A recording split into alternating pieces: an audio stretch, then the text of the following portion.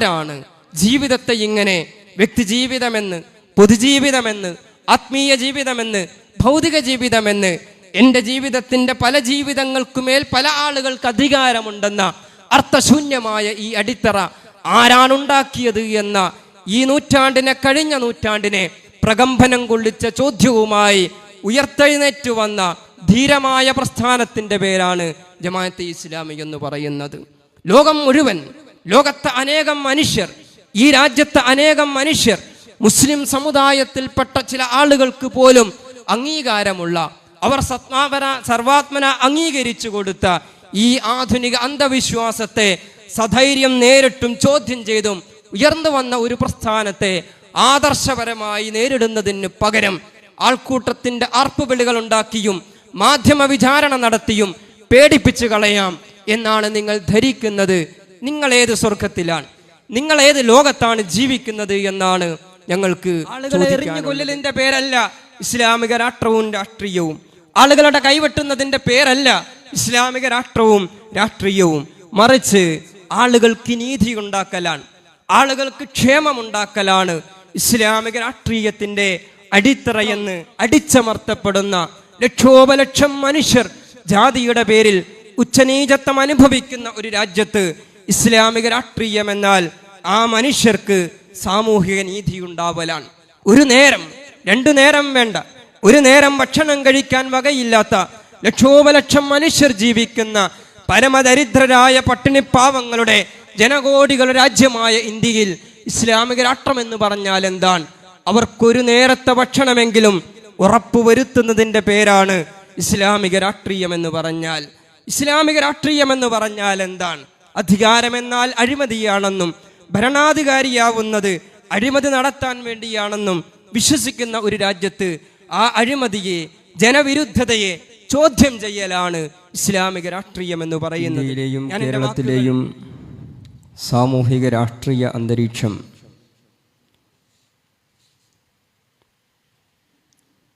ജമാഅത്തെ ഇസ്ലാമി എന്ന പ്രസ്ഥാനം അതിനെ എതിർക്കുക, ജനങ്ങൾക്ക് മുമ്പാകെ തെറ്റിദ്ധരിപ്പിക്കുക, ഈ പ്രസ്ഥാനത്തിൻ്റെ കർമ്മപരിപാടികളെ ഏതെങ്കിലും ഒരളവിൽ പിടിച്ചു നിർത്താൻ കഴിയുമെങ്കിൽ അതിന് ശ്രമിക്കുക. അതാണിപ്പോൾ ഇന്ത്യയുടെ സാഹചര്യത്തിൽ ഏറ്റവും അത്യാവശ്യമായ സാമൂഹിക രാഷ്ട്രീയ പ്രവർത്തനം എന്നാണ് കഴിഞ്ഞ കുറച്ചു കാലങ്ങളായി കേരളത്തിലെ CPM മനസ്സിലാക്കുന്നത്. സ്ഥാനത്തും അസ്ഥാനത്തും ജമാഅത്തെ ഇസ്ലാമി ഹിന്ദിനു നേരെ വ്യാജ ആരോപണങ്ങളും കുപ്രചാരണങ്ങളും നടത്തി അപഹാസ്യരാവുന്ന, സ്വയം സായുജ്യമടയുന്ന കാഴ്ചയാണ് കേരളീയ സമൂഹം കണ്ടുകൊണ്ടിരിക്കുന്നത്.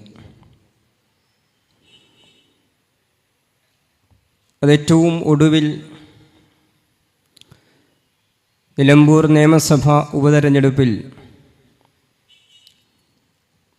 CPMന്റെ ജമാഅത്ത് വിരുദ്ധ പ്രചാരണം അതിൻ്റെ പാരമ്യതയിലെത്തുകയുണ്ടായി.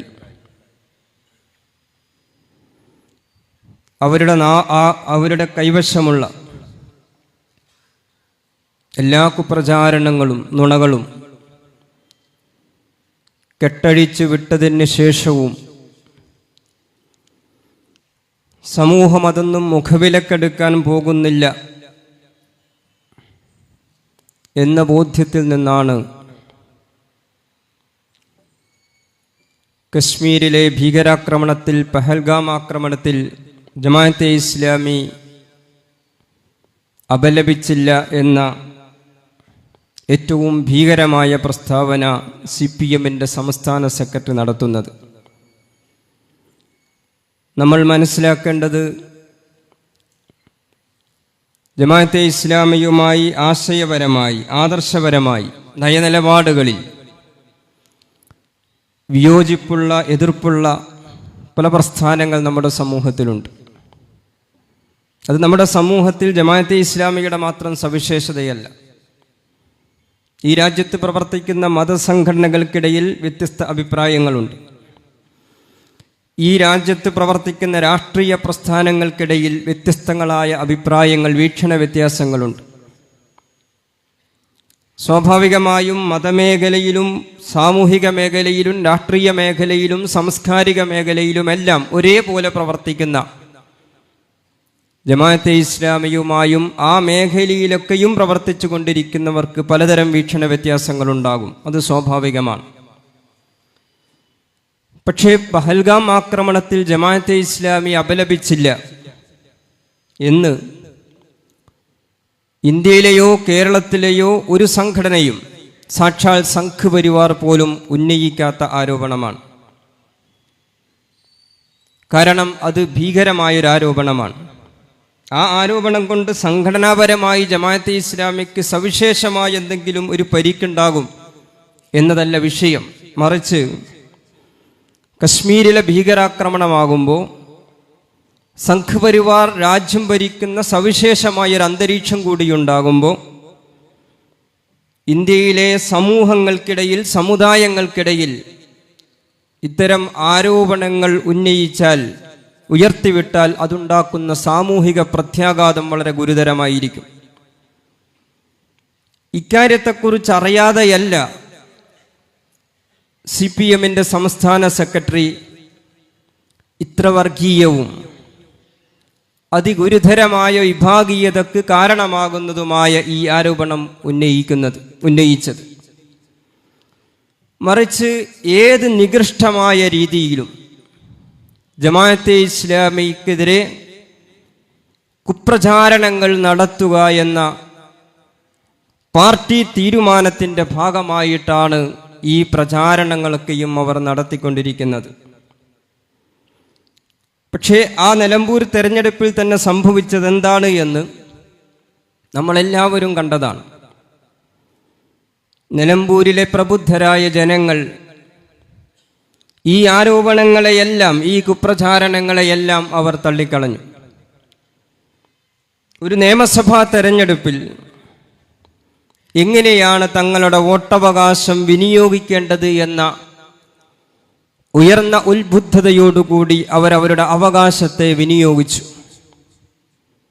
അതുവഴി കേരളത്തിൻ്റെ സാമൂഹിക അന്തരീക്ഷത്തെ, വിവിധ സമുദായങ്ങൾക്കിടയിൽ കാലങ്ങളായി, നൂറ്റാണ്ടുകളായി നിലനിൽക്കുന്ന സൗഹാർദ്ദത്തെ, ഈ കേരളത്തിൻ്റെ മതനിരപേക്ഷ അന്തരീക്ഷത്തെ ശക്തിപ്പെടുത്തുകയും നിലനിർത്തുകയുമാണ് പ്രബുദ്ധരായ നിലമ്പൂരിലെ വോട്ടർമാർ ചെയ്തത്. നിലമ്പൂരിലെ പ്രബുദ്ധരായ വോട്ടർമാരെ അഭിവാദ്യം ചെയ്യുവാൻ ഞാൻ ഈ സന്ദർഭം ഉപയോഗപ്പെടുത്തുകയാണ്. തെരഞ്ഞെടുപ്പിന് ശേഷവും ജനങ്ങൾ നൽകിയ കനത്ത തിരിച്ചടികൾക്ക് ശേഷവും ജമാഅത്തെ ഇസ്ലാമിക്കെതിരായ, പണ്ട് കുഞ്ചൻ നമ്പ്യാർ പാടിയതുപോലെ, എന്നിട്ടരിശം തീരാഞ്ഞവന പുരയുടെ ചുറ്റും മണ്ടി നടന്നു എന്ന് പാടിയതുപോലെ, ജനങ്ങൾ നൽകിയ കനത്ത തിരിച്ചടികൾ സത്യസന്ധമായി വിശകലനം ചെയ്ത് തിരുത്തലുകൾ വരുത്തതിന് പകരം ജമാഅത്തെ ഇസ്ലാമിക്കെതിരായ വ്യാജ ആരോപണങ്ങൾ വീണ്ടും ആവർത്തിക്കുകയാണ് ഈ പാർട്ടി ചെയ്യുന്നത്. ജമാഅത്തെ ഇസ്ലാമി എന്താണെന്ന് ജനങ്ങളുടെ മുമ്പാകെ വളരെ വ്യക്തതയുള്ള കാര്യമാണ്. കാരണം ഈ പ്രസ്ഥാനം സുതാര്യതയുള്ള ഒരു പ്രസ്ഥാനമാണ്. ഈ പ്രസ്ഥാനം ഈ രാജ്യത്ത് കഴിഞ്ഞ 7-8 പതിറ്റാണ്ട് കാലമായി ജനങ്ങൾക്കിടയിൽ പ്രവർത്തിക്കുന്ന പ്രസ്ഥാനമാണ്. കേരളം ഭരിക്കുന്ന ഒരു പാർട്ടി അതിൻ്റെ സർവ്വസന്നാഹങ്ങളോടുകൂടി ഈ പ്രസ്ഥാനത്തെ ജനങ്ങളോട് തെറ്റിദ്ധരിപ്പിക്കാൻ ശ്രമിക്കുമ്പോൾ, ഈ പ്രസ്ഥാനം എന്തെന്ന് ജനങ്ങളോട് ഒന്നുകൂടി സംസാരിക്കാനുള്ള ഒരു സന്ദർഭമായിട്ടാണ് ജമാഅത്തെ ഇസ്ലാമിയുടെ നേതൃത്വവും പ്രവർത്തകരും ഈ സമയത്തെ മനസ്സിലാക്കുന്നത്. ജമാഅത്തെ ഇസ്ലാമിയുടെ ഏത് കാര്യവും, അതിൻ്റെ ആദർശമാകട്ടെ, ലക്ഷ്യമാകട്ടെ, പ്രവർത്തന പദ്ധതികളാവട്ടെ, ഏത് കാര്യവും ജനങ്ങളോട് വിവരിക്കാവുന്ന കാര്യമാണ്. അത്രമേൽ സുതാര്യമായ കാര്യമാണ്. അത്രമേൽ ജനങ്ങളുടെ മുമ്പാകെ വിശദീകരിക്കാൻ കഴിയും, അവരെ ബോധ്യപ്പെടുത്താൻ കഴിയും എന്ന് തികഞ്ഞ ആത്മവിശ്വാസത്തോടു കൂടി തന്നെയാണ് ഈ പ്രസ്ഥാനം ഈ രാജ്യത്ത് പ്രവർത്തിച്ചു കൊണ്ടിരിക്കുന്നത്. CPM ഉണ്ടാക്കുന്ന ഈ അന്തരീക്ഷത്തെ, ഈ പ്രസ്ഥാനത്തെക്കുറിച്ച് ജനങ്ങളോട് സംസാരിക്കുവാനുള്ള മറ്റൊരവസരമായി ജമാഅത്തെ ഇസ്ലാമിയുടെ നേതൃത്വവും പ്രവർത്തകരും മനസ്സിലാക്കുന്നു.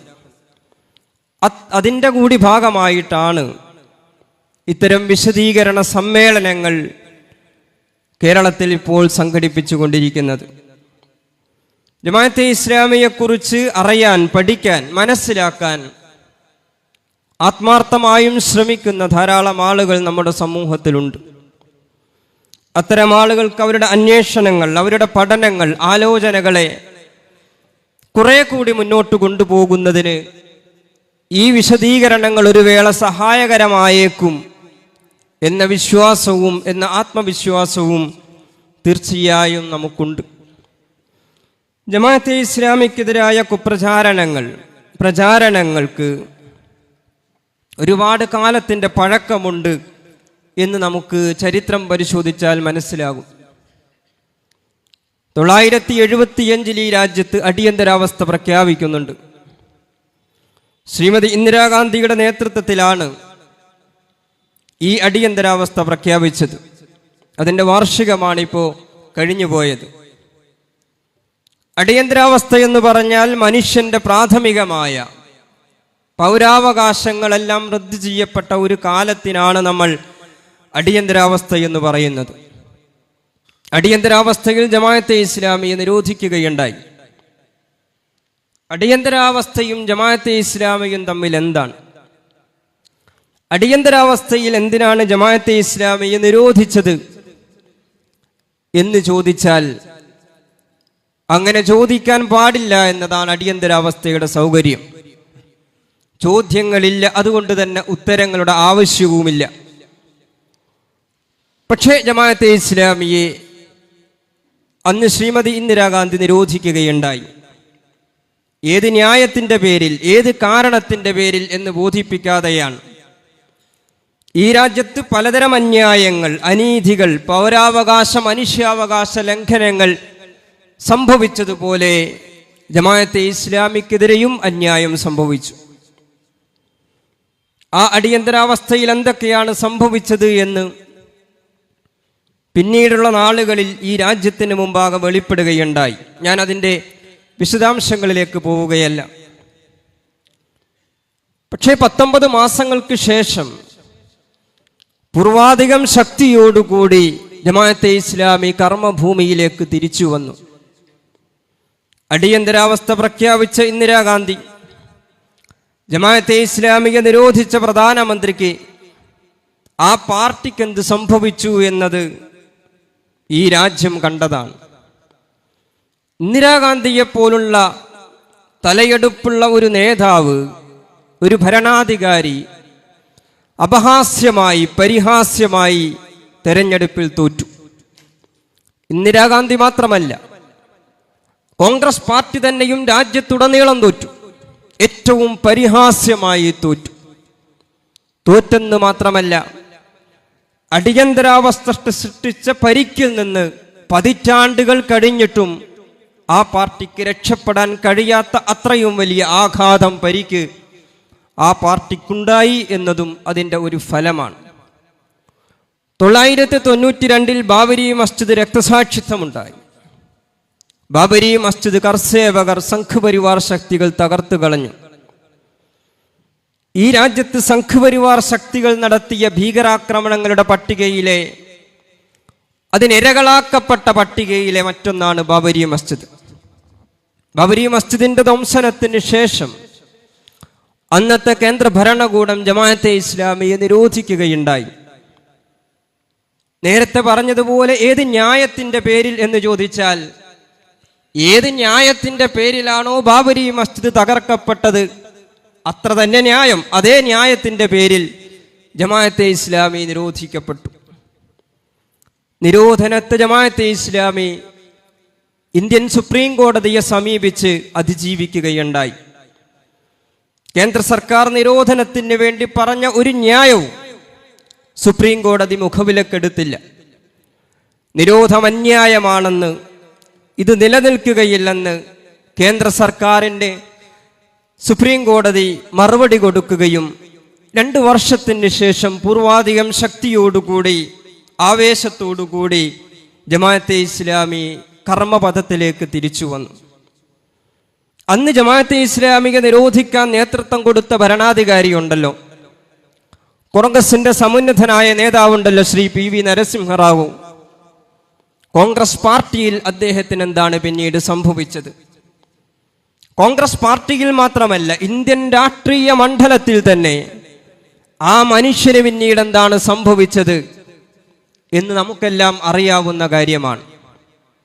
ആ മനുഷ്യന് മാത്രമല്ല, അന്ന് ആ ഭരണകൂടത്തിന് നേതൃത്വം കൊടുത്ത കോൺഗ്രസ് പാർട്ടിക്ക് തന്നെ ബാബരിയാനന്തര ഇന്ത്യയിൽ അതിനുണ്ടായ പരിക്കെത്രയാണ്, അതിൻ്റെ ക്ഷീണം എത്രയാണ് എന്ന് ഇന്ത്യൻ രാഷ്ട്രീയത്തിൻ്റെ പ്രാഥമിക പാലങ്ങൾ അറിയാവുന്ന ഏതൊരാൾക്കും അറിയാവുന്ന ഒരു കാര്യമാണ്.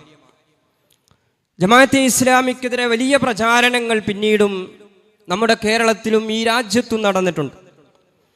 അത് 2001 സെപ്റ്റംബർ ഭീകരാക്രമണം നടന്നതിൻ്റെ പശ്ചാത്തലത്തിലാണ്. 2001 സെപ്റ്റംബർ 11 അമേരിക്കയിൽ ഭീകരാക്രമണം ഉണ്ടാകുന്നത്. ആ ഭീകരാക്രമണത്തിന് ശേഷം അന്നത്തെ അമേരിക്കയുടെ പ്രസിഡന്റ് ജോർജ് ബുഷ് ലോകത്ത് പ്രഖ്യാപിച്ചൊരു കാര്യമുണ്ട്. ഇനി ലോകത്ത് 2 വിഭാഗമേ ഉള്ളൂ, ഭീകരവാദികളും ഭീകരതക്കെതിരായി പോരാടുന്നവരുമാണ്. ഇനി ലോകത്തിൻ്റെ ക്രമം ഭീകരതാ വിരുദ്ധ യുദ്ധക്രമമാണ്. അതിലാരെല്ലാം ഞങ്ങളുടെ പക്ഷത്ത് നിൽക്കുന്നോ അവർ ഭീകരവാദത്തിനെതിരായി നിൽക്കുന്നവർ, ആരെല്ലാം മറുപക്ഷത്ത് നിൽക്കുന്നുവോ സഹകരിക്കാതിരിക്കുന്നുവോ അവരൊക്കെയും ഭീകരവാദികളായിരിക്കും. ഇങ്ങനെയാണ് ലോകത്തെ അന്നത്തെ ജോർജ് W. ബുഷ് വിഭജിച്ചത്. ഭീകരവാദത്തിനെതിരായ വലിയ യുദ്ധം, വലിയ പ്രചാരണങ്ങൾ, കോലാഹലങ്ങൾ ലോകവ്യാപകമായി നടക്കുകയുണ്ടായി. ലോകനായകന്മാർ, രാജ്യനായകന്മാർ, ഭരണകൂടങ്ങൾ കണ്ടുമുട്ടിയാൽ അവർക്ക് സംസാരിക്കാനുള്ളതും ഒപ്പുവെക്കാനുള്ളതും തീവ്രവാദ വിരുദ്ധ ഭീകരവാദ വിരുദ്ധ ക്യാമ്പയിനുകളും അത്തരം നീക്കങ്ങളുമായിരുന്നു, കരാറുകളായിരുന്നു. പക്ഷെ ഒരു കാര്യം അന്നും രാജ്യത്തെയും ലോകത്തെയും എത്രയോ ബുദ്ധിജീവികൾ, സാമൂഹിക ശാസ്ത്രകാരന്മാർ, മാധ്യമ പ്രവർത്തകർ, പ്രസ്ഥാനങ്ങൾ, മനുഷ്യാവകാശ പ്രസ്ഥാനങ്ങൾ പറയുകയുണ്ടായി. അമേരിക്ക പ്രഖ്യാപിച്ചിരിക്കുന്ന ഈ തീവ്രവാദ വിരുദ്ധ ഭീകരവാദ വിരുദ്ധ യുദ്ധമുണ്ടല്ലോ, അത് ഫലത്തിൽ സംഭവിക്കാനിരിക്കുന്നത് ഇസ്ലാം വിരുദ്ധമായ, മുസ്ലിം വിരുദ്ധമായ ഒരു യുദ്ധമായിരിക്കും, പ്രൊപ്പഗണ്ടയായിരിക്കും. കാരണം ഇതിൻ്റെ ആരംഭത്തിൽ തന്നെ ജോർജ് ബുഷ് പറഞ്ഞൊരു കാര്യമുണ്ട്, ഇത് മറ്റൊരു കുരിശ് യുദ്ധമാണ് എന്നാണ്. ഇത് മറ്റൊരു കുരിശ് യുദ്ധമാണെന്ന് പറഞ്ഞുകൊണ്ടാണ് അദ്ദേഹം ഇതിന് സമാരംഭം കുറിക്കുന്നത്. ആ ലോക പശ്ചാത്തലത്തിൽ നമ്മുടെ രാജ്യത്തും കേരളത്തിലും തീവ്രവാദത്തിനും ഭീകരവാദത്തിനുമെതിരായ വലിയ പ്രചാരണങ്ങൾ, കോലാഹലങ്ങൾ, മാധ്യമ വിചാരണങ്ങൾ, അറസ്റ്റുകൾ, നിയമ നടപടികൾ ധാരാളമായി നടക്കുകയുണ്ടായി. എത്രയോ മുസ്ലിം ചെറുപ്പക്കാരെ, വിദ്യാർത്ഥികളെ തീവ്രവാദവും ഭീകരവാദവും ആരോപിച്ച് നമ്മുടെ രാജ്യത്തും കേരളത്തിലും പോലീസ് ഏകപക്ഷീയമായി അറസ്റ്റ് ചെയ്യുകയുണ്ടായി. UAPA പോലുള്ള കരിനിയമങ്ങൾ വളരെ സ്വസ്ഥമായി, സുഖമായി നമ്മുടെ നിയമനിർമ്മാണ സഭകൾ പാസാക്കുകയുണ്ടായി. തീവ്രവാദവും ഭീകരവാദവും ആരോപിച്ചാൽ ഏതൊരാളോടും, ഏത് സ്ഥാപനത്തോടും, ഏത് സംഘടനയോടും, ഏത് വിഭാഗത്തോടും എന്തന്യായവുമാകാം എന്ന അവസ്ഥാവിശേഷം സൃഷ്ടിക്കുകയുണ്ടായി. അന്നും ജമാഅത്തെ ഇസ്ലാമി പറഞ്ഞ കാര്യമുണ്ട്, തീവ്രവാദത്തിനും ഭീകരവാദത്തിനുമെതിരായ ഈ കാടിളക്കിയുള്ള പ്രചാരണങ്ങൾ, ഈ സന്നാഹങ്ങളുണ്ടല്ലോ, ഇത് ജമാഅത്തെ ഇസ്ലാമിയെ മാത്രം ബാധിക്കുന്ന കാര്യമല്ല. ഈ പട്ടികയിലേക്ക് എല്ലാവരും വരേണ്ടി വരും. ഇതൊരു സമയത്തിൻ്റെ മാത്രം പ്രശ്നമാണ്. ഇത് മുസ്ലിം സമൂഹത്തെ ഒന്നാകെ ബാധിക്കുന്ന കാര്യമായിരിക്കും.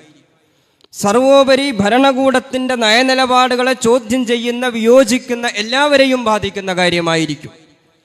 ഭീകരവാദി, തീവ്രവാദി എന്ന് ആക്ഷേപിച്ചു കഴിഞ്ഞാൽ, ചാപ്പ കുത്തി കഴിഞ്ഞാൽ ഭരണകൂടത്തിന് സർക്കാരിനാരെയും വേട്ടയാടുവാൻ നിശബ്ദമാക്കാൻ കഴിയുന്ന ഒരു അന്തരീക്ഷം ഈ രാജ്യത്ത് സൃഷ്ടിക്കപ്പെടും. സർവോപരി ഇത് അന്തർദേശീയ ലോകത്ത് രൂപപ്പെട്ടുകൊണ്ടിരിക്കുന്ന ഇസ്ലാമോഫോബിയയുടെ കളമൊരുക്കുന്ന കാര്യമാണ്.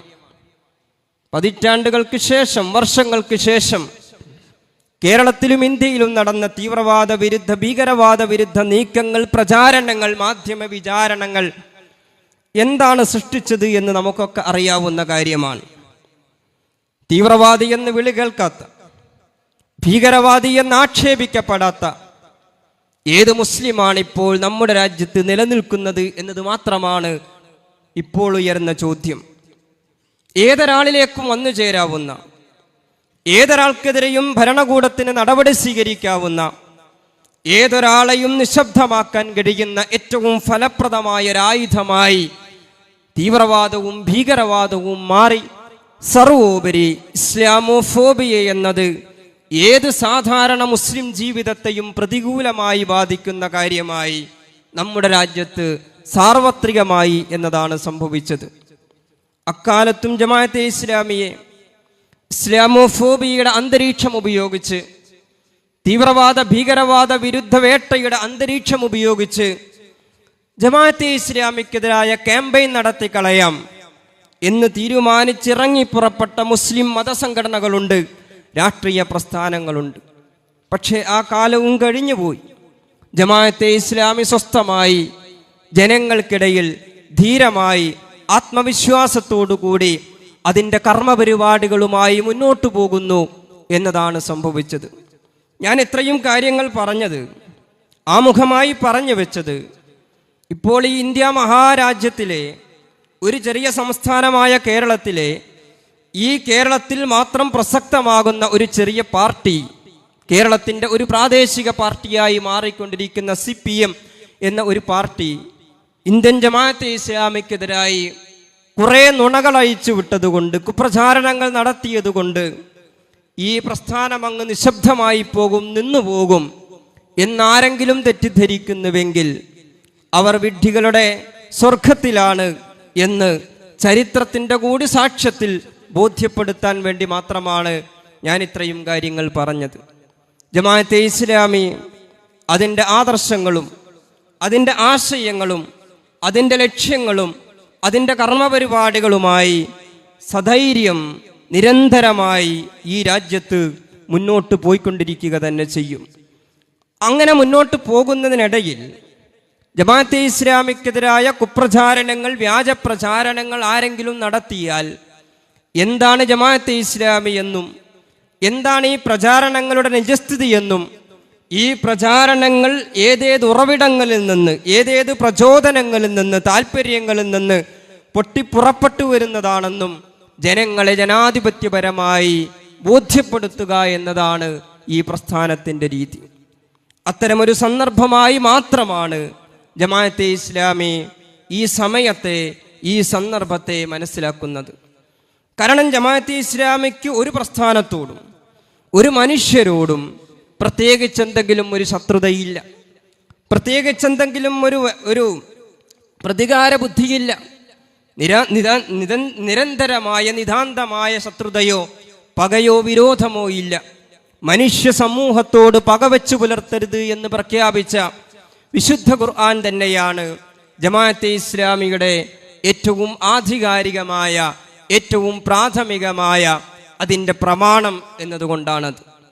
അതുകൊണ്ട് ജമാഅത്തെ ഇസ്ലാമി ഏതെങ്കിലും ഒരു പ്രസ്ഥാനത്തോടോ, ഏതെങ്കിലും ഒരു ജനവിഭാഗത്തോടോ, ഏതെങ്കിലും ഒരു സമൂഹത്തോടോ, ഏതെങ്കിലും മനുഷ്യരോടോ എന്തെങ്കിലും ശത്രുതയോ എന്തെങ്കിലും പകയോ നിരന്തരമായ വിരോധമോ വെച്ചു പുലർത്തുന്ന പ്രസ്ഥാനമല്ല. അവശേഷിക്കുന്നത് എന്താണ്? ആശയപരമായ വിയോജിപ്പുകളാണ്, നയനിലപാടുകളുടെ വിയോജിപ്പുകളാണ്. ആശയപരമായ വിയോജിപ്പുകൾ, നയനിലപാടുകളുടെ വിയോജിപ്പുകൾ ഉള്ളതുപോലെ തന്നെ ഈ രാജ്യത്തിലെ അനേകം പ്രസ്ഥാനങ്ങളുമായി, കൂട്ടായ്മകളുമായി ജമാഅത്തെ ഇസ്ലാമിക്ക് പലതരം യോജിപ്പുകളും പലതരം ഐക്യദാർഢ്യങ്ങളുമുണ്ട് എന്നതും ഒരു യാഥാർത്ഥ്യമാണ്. ഇപ്പോൾ ജമാഅത്തെ ഇസ്ലാമിക്കെതിരെ ക്യാമ്പയിൻ നടത്തുന്ന CPMുമായിട്ട് തന്നെ ജമാഅത്തെ ഇസ്ലാമിക്ക് പലതരത്തിലുള്ള യോജിപ്പുകളുണ്ട്, പലതരത്തിലുള്ള ഐക്യദാർഢ്യങ്ങളുണ്ട്. ഒരു വ്യാജ പ്രചാരണം കേരളത്തിൽ CPM നടത്തുന്നു എന്ന് മാത്രം. ദേശീയ തലത്തിൽ അതിൻ്റെ എത്രമേൽ ദുർബലമാണെങ്കിൽ പോലും ആ ദുർബലമായ സംവിധാനത്തോട് ജമാഅത്തെ ഇസ്ലാമി പല രീതിയിൽ യോജിച്ചുകൊണ്ട് തന്നെയാണ് മുന്നോട്ട് പോകുന്നത്. ഇന്ത്യൻ പാർലമെന്റിൽ കേരളത്തിലെ ഒരംഗത്തെ കഴിഞ്ഞാൽ പിന്നീട് ഈ പാർട്ടിക്ക് CPM-ന് മറ്റൊരംഗമുള്ളത് രാജസ്ഥാനിൽ നിന്നാണ്. രാജസ്ഥാനിലെ സിക്കറിൽ നിന്നാണ്. മറ്റ് 2 പേരുള്ളത് തമിഴ്നാട്ടിൽ നിന്നാണ്. തമിഴ്നാട്ടിലെ മധുരയിൽ നിന്നും ഡിണ്ടിഗലിൽ നിന്നുമാണ്. ഈ 3 MP-മാരും ഈ പാർലമെന്റിൽ MP-മാരായിരിക്കുന്നത് ജമാഅത്തെ ഇസ്ലാമിയുടെ കൂടി സഹകരണത്തിൻ്റെയും ജമാഅത്തെ ഇസ്ലാമിയുടെ കൂടെ ഐക്യദാർഢ്യത്തിൻ്റെയും ഭാഗമായിട്ടാണ് എന്ന് പറയുന്നതിൽ ആ സംസ്ഥാനങ്ങളിലെ CPM-നോ തിരഞ്ഞെടുക്കപ്പെട്ട ഈ ജനപ്രതിനിധികൾക്കോ ആ നാടുകളിലെയോ ഇവിടുത്തെയോ ജമാഅത്തെ ഇസ്ലാമിക്കോ യാതൊരു മറയുമില്ല, അതിൽ യാതൊരു ഒളിച്ചുകളിയുമില്ല. ഇങ്ങനെ ഈ രാജ്യത്തിലെ CPM ഉൾപ്പെടെയുള്ള ഇടതുപക്ഷ പ്രസ്ഥാനങ്ങൾ, സിവിൽ മൂവ്മെന്റുകൾ, മനുഷ്യാവകാശ കൂട്ടായ്മകൾ, ചെറുതും വലുതുമായ ഒട്ടനേകം സംഘങ്ങളും സംഘടനകളുമായി സഹകരിച്ചുകൊണ്ട് തന്നെയാണ്, പൊതു മിനിമം പരിപാടികളിൽ സഹകരിച്ചുകൊണ്ട് തന്നെയാണ് കഴിഞ്ഞ 8 പതിറ്റാണ്ട് കാലമായി ഈ രാജ്യത്ത് ജമാഅത്തെ ഇസ്ലാമി പ്രവർത്തിക്കുന്നത്. എനിക്കും ജമാഅത്തെ ഇസ്ലാമി അങ്ങനെ തന്നെയാണ് മുന്നോട്ട് പോകാൻ ആഗ്രഹിക്കുന്നത്.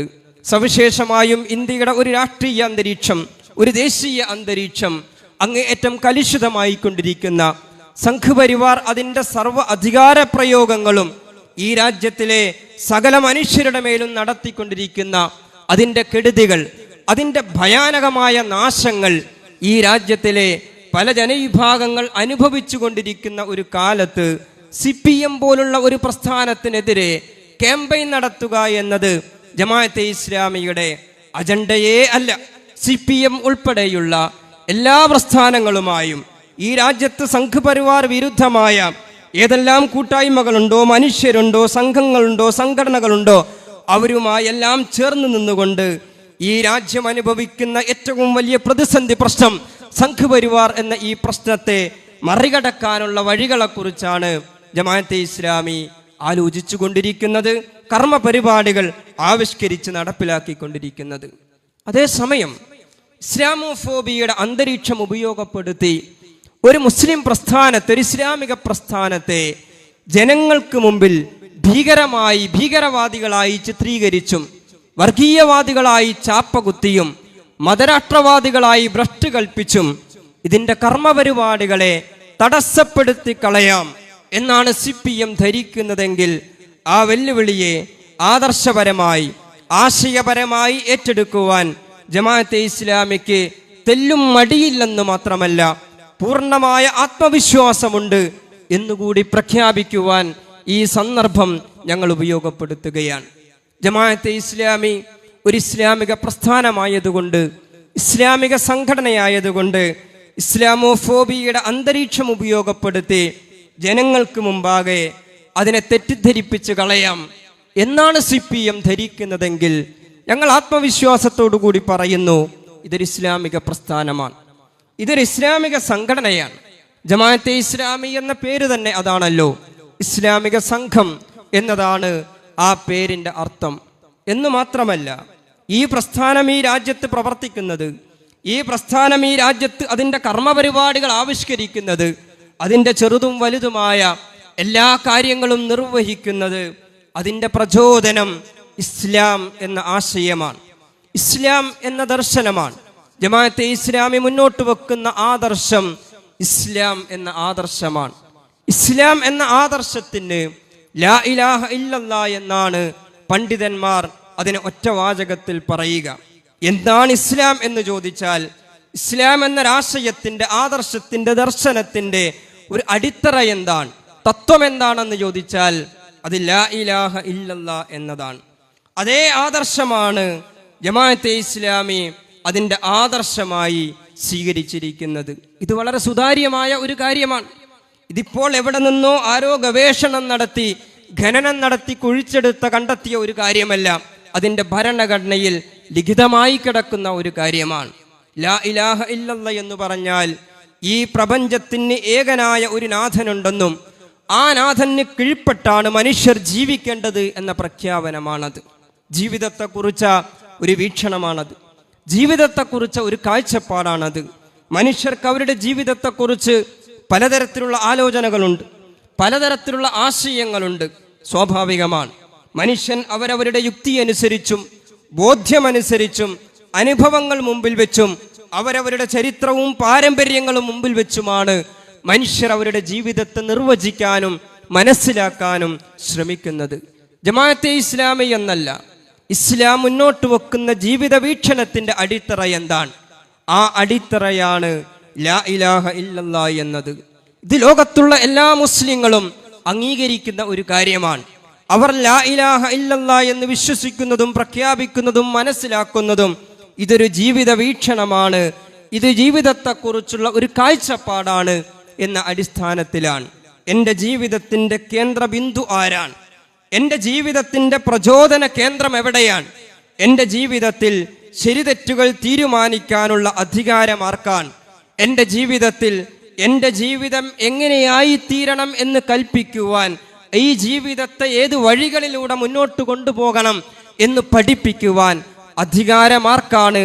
ഞാൻ ഏത് കേന്ദ്രത്തിൽ നിന്നാണ് അതിന് ആവേശവും ഊർജവും പാഠവും സ്വീകരിക്കേണ്ടത്?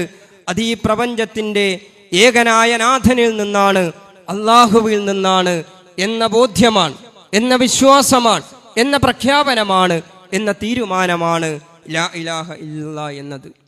ഇങ്ങനെ ഈ രാജ്യത്തൊരു മനുഷ്യൻ വിശ്വസിക്കുന്നത്, ഇങ്ങനെ ഈ രാജ്യത്തെ ഒരു വിഭാഗം വിശ്വസിക്കുന്നത്, അവരത് പ്രഖ്യാപിക്കുന്നത് വർഗീയതയാണ് എന്നാണോ CPM പറയുന്നത്? എൻ്റെ ജീവിതത്തിൻ്റെ കേന്ദ്രബിന്ദു മനുഷ്യനാണ്, ഞാനാണ്, ഞാൻ തന്നെയാണ് എന്ന് വിശ്വസിക്കുന്നവരുണ്ടാകാം. എൻ്റെ ജീവിതത്തിൻ്റെ പ്രചോദനവും ആവേശവും, എൻ്റെ ജീവിതത്തിൽ കാര്യങ്ങൾ തീരുമാനിക്കാനുള്ള അധികാരവും എൻ്റെ പാർട്ടിക്കാണ് എന്ന് വിശ്വസിക്കുന്നവരുണ്ടാകാം. എൻ്റെ ജീവിതത്തിൻ്റെ കേന്ദ്രബിന്ദുവും എൻ്റെ ജീവിതത്തിലെ ശരിതെറ്റുകൾ തീരുമാനിക്കാനുള്ള അധികാരവും ഇന്ന ആദർശമാണെന്ന് വിശ്വസിക്കുന്നവരുണ്ടാകാം. അത് ഈ പ്രപഞ്ചത്തിൻ്റെ ഏകനായ നാഥനാണെന്ന് വിശ്വസിക്കുന്നവരുമുണ്ടാകും. അങ്ങനെ വിശ്വസിക്കുന്നത് മാത്രം വർഗീയതയാണ്, തീവ്രവാദമാണ്, കുഴപ്പമാണ് എന്നാണോ CPM പറയാൻ ശ്രമിക്കുന്നത്? എങ്കിൽ ആ ആരോപണം ജമാഅത്തെ ഇസ്ലാമിയെ മാത്രം ബാധിക്കുന്ന ഒരു കാര്യമല്ല. സുഹൃത്തുക്കളെ, ഇത് ലോകത്തെ കോടാനുകോടി മുസ്ലിമിന്റെ വിശ്വാസമാണ്. എൻ്റെ ജീവിതത്തിൻ്റെ കേന്ദ്രബിന്ദുവാണ്, പ്രചോദനമാണ്, ആവേശമാണ്. ശരിതെറ്റുകളും ന്യായങ്ങളും അന്യായങ്ങളും നീതിയും അനീതിയും തീരുമാനിക്കേണ്ടുന്ന കേന്ദ്രം, അധികാരി, പരമാധികാരി, പ്രപഞ്ചത്തിൻ്റെ ഏകനായ നാഥൻ അള്ളാഹുവാണെന്ന ബോധം. ആ ആദർശം മനുഷ്യനിലുണ്ടാക്കുന്ന മറ്റൊരു കാര്യം കൂടിയുണ്ട്. ഈ പ്രപഞ്ചത്തിൻ്റെ നാഥൻ ഏകനാണെങ്കിൽ ഈ ഭൂമിയിലെ സർവ മനുഷ്യരും ഒരുപോലെയാണെന്ന മനോഹരമായ പ്രഖ്യാപനമാണിത്. മനുഷ്യർക്കിടയിൽ പലതരത്തിലുള്ള വിവേചനങ്ങളുണ്ട്. ഇന്ത്യയിൽ നിന്ന് നമ്മൾ സംസാരിക്കുമ്പോൾ ഈ രാജ്യം നൂറ്റാണ്ടുകളായി ജാതിയുടെ ഭീകരമായ ഉച്ചനീചത്വങ്ങൾ അനുഭവിക്കുന്ന ഒരു രാജ്യമാണ്. അതിൻ്റെ അനുഭവങ്ങളിലൂടെ ഓരോ നിമിഷത്തിലും, ജീവിതത്തിൻ്റെ ഓരോ സന്ദർഭത്തിലും അതിൻ്റെ തിക്താനുഭവങ്ങളിലൂടെ കടന്നു പോകേണ്ടി വരുന്ന കോടാനുകോടി മനുഷ്യർ ജീവിക്കുന്ന രാജ്യത്തിൻ്റെ പേരുകൂടിയാണ് ഇന്ത്യ എന്ന് പറയുന്നത്. ഈ രാജ്യത്ത് ജാതിയുടെ പേരിലതുണ്ട്. ഈ രാജ്യത്ത് പ്രാദേശികതയുടെ പേരിൽ മണ്ണിൻ്റെ മക്കൾ വാദത്തിൻ്റെ ചെലവിൽ ഈ വിവേചനം നടക്കുന്നുണ്ട്. ലോകത്ത് വംശീയതയുണ്ട്, ലോകത്ത് വർഗീയതയുണ്ട്. അങ്ങനെ പല രീതിയിൽ മനുഷ്യർക്കിടയിൽ ഉച്ചനീചത്വങ്ങളുണ്ട്, വിവേചനങ്ങളുണ്ട്. ഈ വിവേചനങ്ങളുടെ അടിസ്ഥാനം വംശീയവാദമാണ്, വർഗീയവാദമാണ്. എൻ്റെ നാട് ഏറ്റവും മഹത്തരമാണെന്ന പ്രഖ്യാപനമാണ്. ഇത്തരം പലതരത്തിലുള്ള മഹത്വത്തെക്കുറിച്ച്, ശുദ്ധിയെക്കുറിച്ച്, ഔന്നത്യത്തെക്കുറിച്ചുള്ള പലതരം ബോധങ്ങളാണ്, പ്രഖ്യാപനങ്ങളാണ്. പക്ഷേ ലാ ഇലാഹ ഇല്ലല്ലാഹ് എന്ന ആശയം മനുഷ്യനോട് പറയുന്ന കാര്യം ഈ പ്രപഞ്ചത്തിൻ്റെ നാഥൻ ഏകനാണെന്നും ലോകത്തുള്ള സർവ്വ മനുഷ്യരും ആ പ്രപഞ്ചത്തിൻ്റെ സൃഷ്ടികൾ, അടിമകൾ മാത്രമാണെന്നും അതുകൊണ്ട് തന്നെ പ്രപഞ്ചനാഥൻ്റെ മുമ്പിൽ എല്ലാ മനുഷ്യരും ഒരുപോലെയാണ് എന്ന കാര്യമാണ്. നിങ്ങളുടെ നിറമേതാവട്ടെ, നിങ്ങളുടെ വംശമേതാവട്ടെ, നിങ്ങളുടെ ദേശമേതാവട്ടെ, നിങ്ങളുടെ ജാതി ഏതാവട്ടെ, നിങ്ങളുണ്ടാക്കുന്ന കാര്യങ്ങളൊക്കെ എന്തുമാകട്ടെ, പ്രപഞ്ചനാഥൻ്റെ മുമ്പിൽ സർവ മനുഷ്യരും, ആണാവട്ടെ പെണ്ണാവട്ടെ, അവരെല്ലാവരും ഒരുപോലെയാണ്, അടിമകൾ മാത്രമാണ് എന്ന പ്രഖ്യാപനമാണ്. ഈ ആദർശം വിശ്വസിക്കുന്നു എന്നത് വർഗീയതയാണ് എന്നാണ് CPM പറയുന്നതെങ്കിൽ അത് നേരെ ചൊവ്വേ വളച്ചുകെട്ടില്ലാതെ തുറന്നു പറയാനുള്ള ധൈര്യമാണ്, സത്യസന്ധതയാണ് CPM കാണിക്കേണ്ടത് എന്നാണ് വളരെ വിനയത്തിൻ്റെ ഭാഷയിൽ ഞങ്ങൾക്ക് പറയാനുള്ളത്. ഞങ്ങൾ ഈ കാര്യം ഈ രാജ്യത്തോട് തുറന്നു പറയുന്ന പ്രസ്ഥാനമാണ്. കാരണം ഈ ആശയം, ഈ ആദർശം ഈ രാജ്യത്തിലെ ലക്ഷോപലക്ഷം മനുഷ്യർക്ക് ആവശ്യമുള്ള, അവരന്വേഷിച്ചു കൊണ്ടിരിക്കുന്ന ഒരാശയത്തിൻ്റെ പേര് കൂടിയാണ്. കാരണം മനുഷ്യനെന്ന് പറഞ്ഞാൽ എല്ലാവരും ഇങ്ങനെ ക്യാപ്സ്യൂളുകൾ വിഴുങ്ങി ജീവിക്കുന്നവരല്ല. മനുഷ്യനെന്ന് പറഞ്ഞാൽ സ്വതന്ത്രമായി അന്വേഷിക്കുന്നവരാണ്, ആലോചിക്കുന്നവരാണ്. അവർ അനുഭവിച്ചു കൊണ്ടിരിക്കുന്ന പ്രതിസന്ധികളിൽ നിന്ന് എങ്ങനെ മുന്നോട്ട് പോകാം, എന്തെല്ലാം തുറസ്സുകളുണ്ട്, വഴികളുണ്ട് എന്നാലോചിക്കുന്നവരാണ്. അങ്ങനെ ആലോചിക്കുന്നവർക്ക്, അങ്ങനെ അന്വേഷണം നടത്തുന്നവർക്ക് അവരുടെ ജീവിതത്തെ കുറെ കൂടി മുന്നോട്ട് കൊണ്ടുപോകാൻ, അവരന്വേഷിക്കുന്ന ഉത്തരങ്ങളെ കുറെ കൂടി കൃത്യതയിലെത്തിക്കുവാൻ ഈ ആദർശത്തിന്, ഈ ആശയത്തിന് വലിയ പങ്ക് വഹിക്കാൻ കഴിയുമെന്നാണ് ചരിത്രത്തിൻ്റെ അനേകം അനുഭവങ്ങളിൽ നിന്നുകൊണ്ട്, ഈ രാജ്യത്തിൻ്റെ തന്നെയും ചരിത്രാനുഭവങ്ങളിൽ നിന്നുകൊണ്ട് ജമാഅത്തെ ഇസ്ലാമി വിശ്വസിക്കുന്ന കാര്യം. ഒരു പക്ഷേ ജമാഅത്തെ ഇസ്ലാമിക്കെതിരായ പ്രചാരണങ്ങൾ എന്ന പേരിൽ CPM പലപ്പോഴും നടത്തുന്നത് ഇസ്ലാമിനെതിരായ പ്രചാരണങ്ങൾ തന്നെയാണ്. നേരെ ചൊവ്വേ ജമാഅത്ത് ഇസ്ലാമിനെ വിമർശിക്കാനുള്ള ധൈര്യം ഈ കാലത്ത് CPM-നില്ല. ഒരു കാലത്ത് അങ്ങനെയൊക്കെ ചില ക്യാമ്പയിനുകൾ, പ്രചാരണങ്ങൾ ഈ പാർട്ടി നടത്തി നോക്കിയിട്ടുണ്ട്. പക്ഷെ കുറച്ച് കഴിഞ്ഞപ്പോൾ ഇന്ത്യയുടെ ഒരു സാമൂഹിക അന്തരീക്ഷം എന്താണ്, ഇന്ത്യയുടെ സങ്കീർണമായ ഒരു രാഷ്ട്രീയ അന്തരീക്ഷം എന്താണ് എന്ന ഒരു യാഥാർത്ഥ്യബോധത്തിലേക്ക് ആ പാർട്ടി എത്തുകയും അത്തരത്തിലുള്ള മതവിരുദ്ധവും ദൈവവിരുദ്ധവുമായ ആദർശ പ്രബോധനങ്ങളിൽ പാർട്ടി ഏർപ്പെടരുത് എന്ന ലൈൻ കൃത്യപ്പെടുത്തുകയും, എന്ന് മാത്രമല്ല അതിലാ പാർട്ടി വിജയിക്കാൻ പോകുന്നില്ല എന്ന യാഥാർത്ഥ്യബോധത്തിലേക്ക് അവരെത്തുകയും ആ വഴികൾ അവർ ഉപേക്ഷിക്കുകയുമാണ് ചെയ്തത്. പക്ഷേ ഇസ്ലാമിനെ വിമർശിക്കുക എന്നത്, ഇസ്ലാമിൻ്റെ ആശയാദർശങ്ങളെ വിമർശിക്കുക എന്നത് അവരിലെ പല ബുദ്ധിജീവികളുടെയും പ്രഭാഷകരുടെയും മാധ്യമ ചർച്ചകളിൽ പ്രത്യക്ഷപ്പെടുന്ന ആളുകളുടെയും ഒരു ദൗർബല്യമാണ്. അവരുടെ ഏറ്റവും വലിയ സൗകര്യമാണ്, അവരുടെ ഒളിത്താവളമാണ് ജമാഅത്തെ ഇസ്ലാമിക്കെതിരെ വിമർശനം ഉന്നയിക്കുക, അതിൻ്റെ മറവിൽ ഇസ്ലാമിനെ തന്നെയും കടന്നാക്രമിച്ചേക്കുക എന്നാണ്. ഏറ്റവും ഒടുവിൽ സുംബ ഡാൻസുമായി ബന്ധപ്പെട്ട ചർച്ചകളിൽ ആ കാര്യം വളരെ വ്യക്തമാണ്.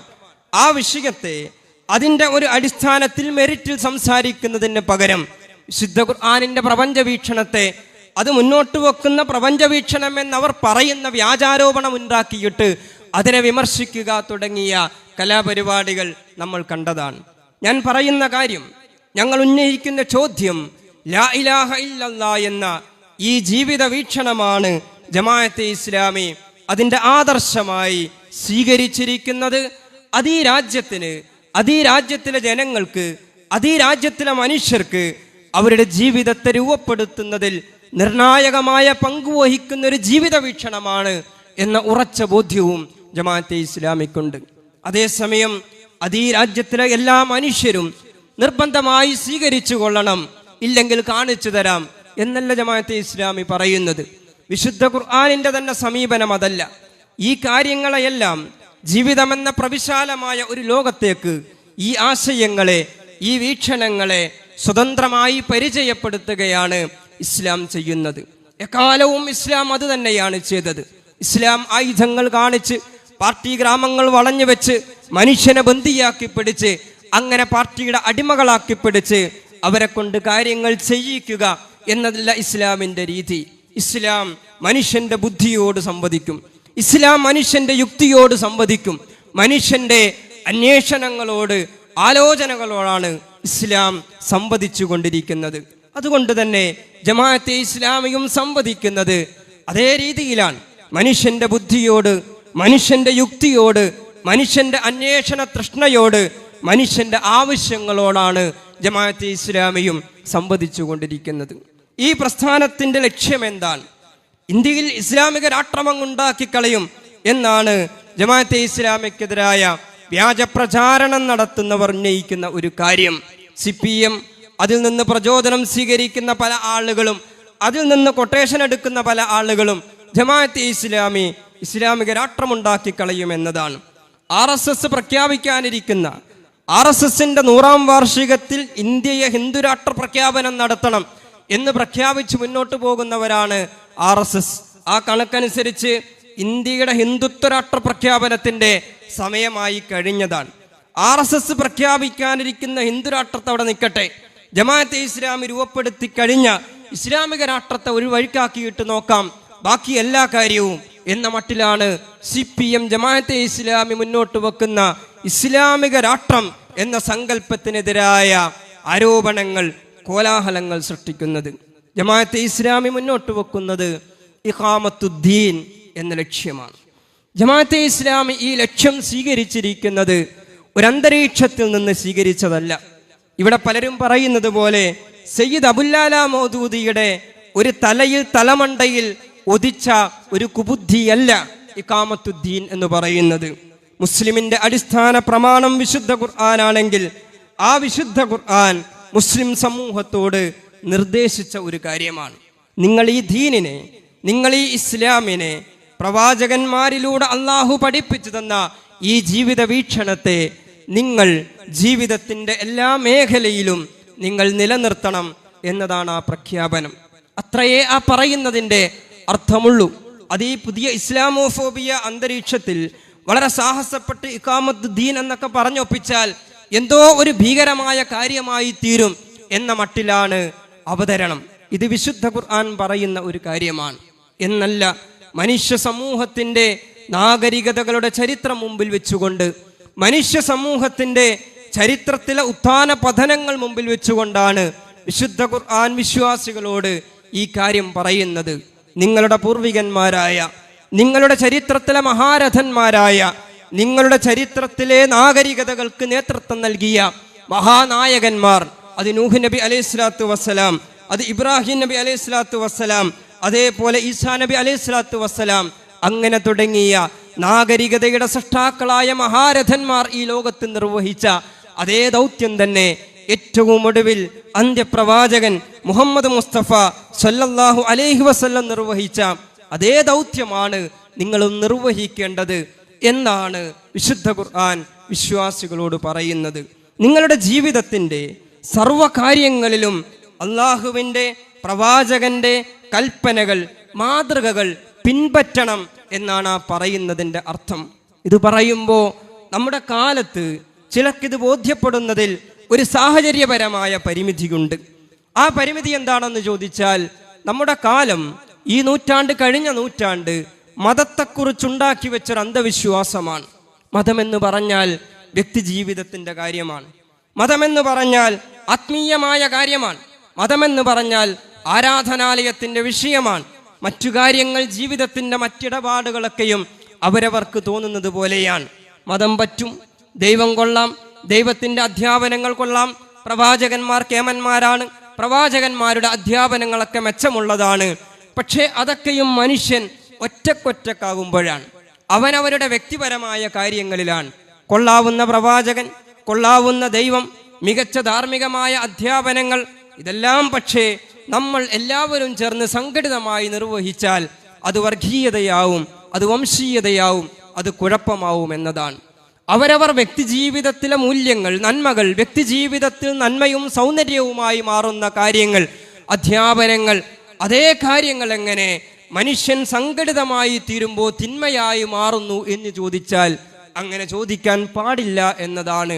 അതൊരു വിശ്വാസമാണ്. മതത്തിൽ മാത്രമല്ല വിശ്വാസമുള്ളത്, മതേതര കാര്യങ്ങളിലും വിശ്വാസമുണ്ട്. വ്യക്തിജീവിതത്തിൽ കൊള്ളാം, വ്യക്തിജീവിതത്തിൽ നന്മയുണ്ടാകും, ഇതേ തത്വങ്ങൾ വ്യക്തിജീവിതത്തിൽ സൗന്ദര്യമുണ്ടാക്കും. അതേ തത്വം ആ വ്യക്തികളെല്ലാം കൂടി ഒരു സംഘമായി, സംഘടിതമായി, സമൂഹമായി നിർവഹിക്കുമ്പോൾ കുഴപ്പമായി മാറുന്നത് എങ്ങനെ എന്ന ചോദ്യം ചോദിക്കാൻ പാടില്ല. അതങ്ങ് വിശ്വസിച്ചു കൊള്ളണം. അതാണ് ആധുനിക പാശ്ചാത്യ ലിബറലിസത്തിൻ്റെ വിശ്വാസം എന്ന് പറയുന്നത്. ഈ വിശ്വാസത്തിന്, ഈ അന്ധവിശ്വാസത്തിന്, ഈ ആധുനിക അന്ധവിശ്വാസത്തിന് നമ്മുടെ സമൂഹത്തിൽ ചിലരിലെങ്കിലും വേരുറപ്പുള്ളത് കൊണ്ടാണ് ജമാഅത്തെ ഇസ്ലാമിയെ അവർക്ക് മനസ്സിലാക്കാൻ കഴിയാതെ പോകുന്നത്.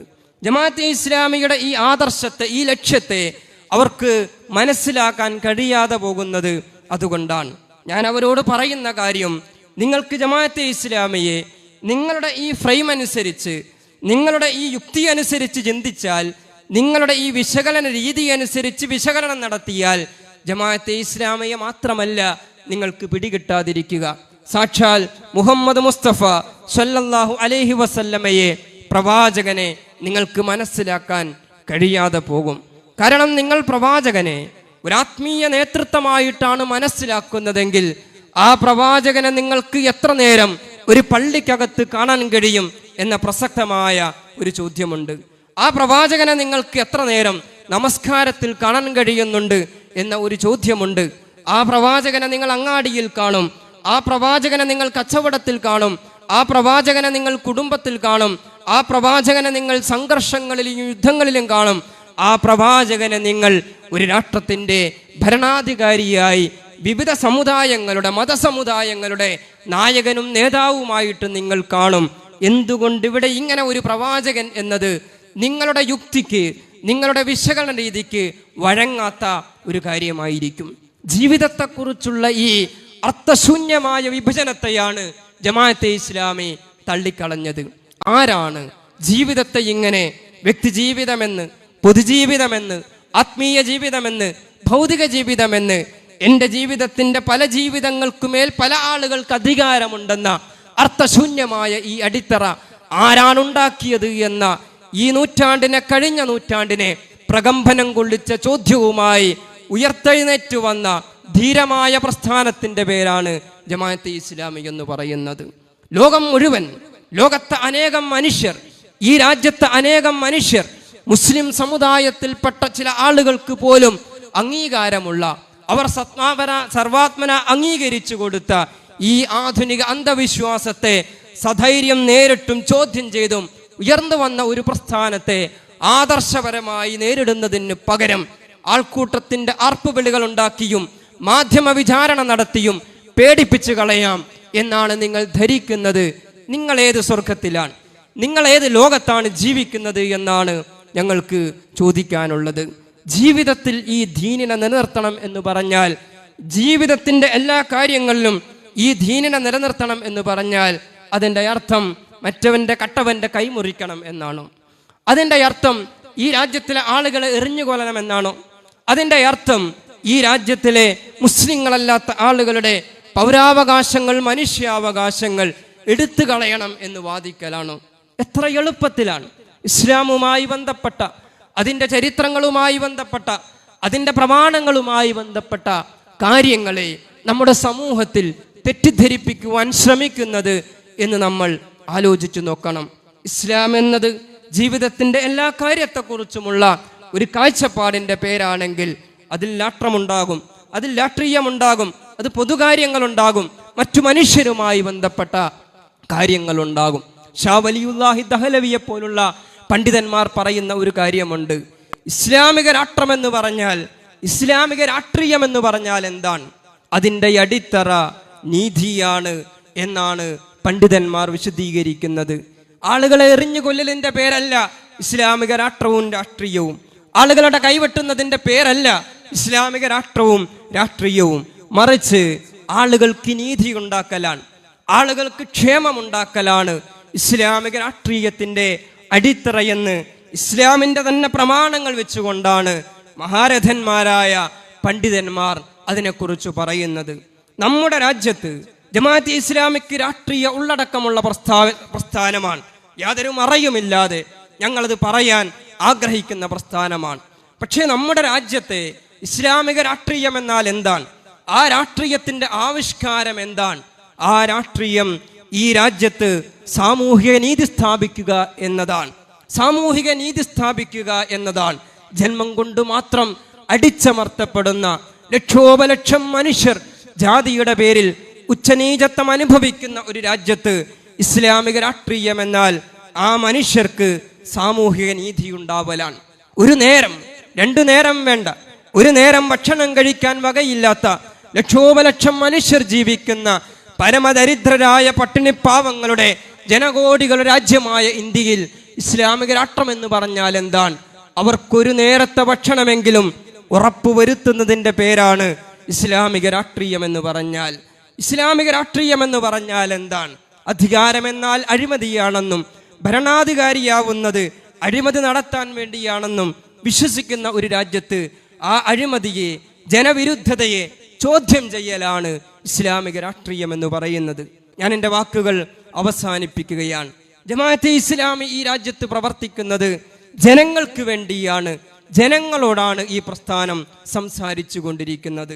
ആഗോളതലത്തിലും ദേശീയ തലത്തിലും നിലനിൽക്കുന്ന ഇസ്ലാമോഫോബിയയുടെ അനുകൂലമായ സാഹചര്യങ്ങൾ ഉപയോഗപ്പെടുത്തി ഇസ്ലാം അതിൻ്റെ പ്രമാണങ്ങൾ, അതിൻ്റെ ചരിത്രപരമായ പ്രയാണങ്ങൾ, അത് മുന്നോട്ട് വെക്കുന്ന ജീവിതത്തെക്കുറിച്ച് മുന്നോട്ട് വെക്കുന്ന പലതരം കാഴ്ചപ്പാടുകളെ സത്യസന്ധമായി പഠിക്കാനും മനസ്സിലാക്കാനും ശ്രമിക്കുന്നതിന് പകരം, അതിനെ കാതോർക്കുന്നതിന് പകരം കിട്ടുന്ന അവസരങ്ങൾ ഉപയോഗപ്പെടുത്തി ജമാഅത്തെ ഇസ്ലാമി പ്രചാരണത്തിൻ്റെ മറവിൽ ഇസ്ലാമിനെ തന്നെ തെറ്റിദ്ധരിപ്പിക്കാം എന്നാണ് CPM ശ്രമിക്കുന്നതെങ്കിൽ ആ ശ്രമം കേരളത്തിൽ വില പോവില്ല എന്നതാണ് പാലക്കാട് ഉപതെരഞ്ഞെടുപ്പും നിലമ്പൂർ ഉപതെരഞ്ഞെടുപ്പും നിങ്ങളെ പഠിപ്പിക്കുന്ന പ്രാഥമികമായ പാഠം എന്ന് നിങ്ങൾ തിരിച്ചറിയേണ്ടതുണ്ട്.